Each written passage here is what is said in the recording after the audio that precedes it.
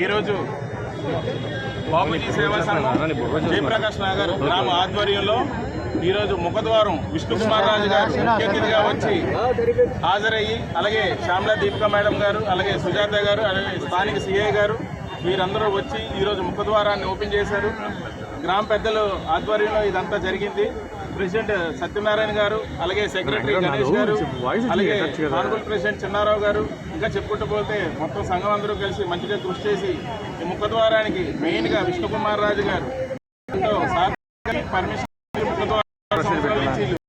82లో విశేషణ అయ్యి ఈ సంఘం నడుచుప్పటి నుంచి కావాలని ఎన్నోసార్లు కుమార్ రాజు గారు వెంటనే ఈ రోజు ఆధ్వర్యంలో సార్ ముఖ్య అతిథిగా హాజరయ్యి ఈరోజు ఓపెన్ చేయడం జరిగింది. దీనికి ప్రత్యేక ధన్యవాదాలు తెలియజేస్తాను.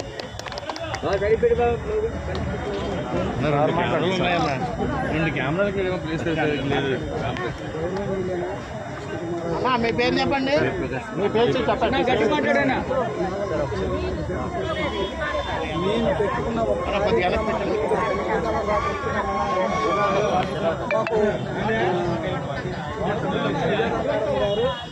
అరుణ్ బాబు గారు నాకు ఎంతో సహకరించి ప్రతిదానికి ప్రతి కార్యక్రమానికి ప్రతిదానికి వాళ్ళ ద్వారా ఫుల్గా బుక్ చేశారు. దానికి ఫుల్గా మాకు సపోర్ట్గా శ్యామలారెడ్డి గారు ఆయన వాళ్ళు కూడా మాకు ఇచ్చారు. ఇంకా మాకు కార్యక్రమాలు ఉన్నాయి. ఆ కార్యక్రమాలు కూడా మా సార్ ద్వారా మేము చేయించుకోవాలని మేము నిర్ణయం తరఫున మేము కోరుకుంటున్నాం.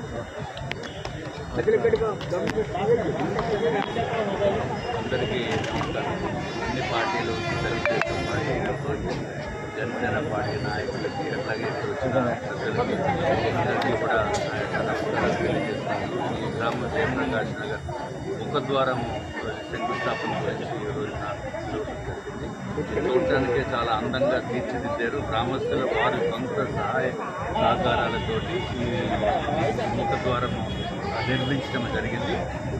చాలా బాగుంది. ఇది వారు ఎప్పటి నుంచో ఇక్కడ నిర్మించాలని వారి ఉద్దేశము ఈ రోజుకి నెరవేరిందని చెప్పి నేను అందరికీ తెలియజేస్తున్నాను. అట్లాగే గ్రామస్తుల పార్టీలకు అతీతంగా ఏదైనా అభివృద్ధి పనులు ఒకరికొకరు సహకరించుకుంటూ ఇటువంటిది ఇంకా మంచి మంచి కార్యక్రమాలు చేయాలి. తప్పనిసరిగా ప్రభుత్వం తరఫున మా యొక్క పూర్తి సహాయ సహకారాలు కూడా ఈ గ్రామస్తులకి మేము అందిస్తామని చెప్పి తెలియజేస్తున్నాం. ఈ కార్యక్రమానికి పార్టీలతోటి సంబంధం లేకుండా అందరూ వచ్చారు.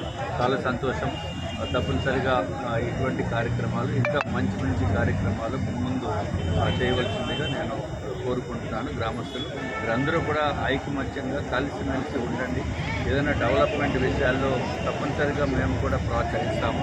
అట్లాగే ఏదైనా సమస్యలు ఉన్నా మా దృష్టికి తీసుకుని వస్తే అవి డెఫినెట్గా మనం సాల్వ్ చేయడానికి అవకాశాలు చాలా ఎక్కువగా ఉన్నాయి. కాబట్టి ఆ విధంగా చేయవలసిందిగా మేము అందరికీ కూడా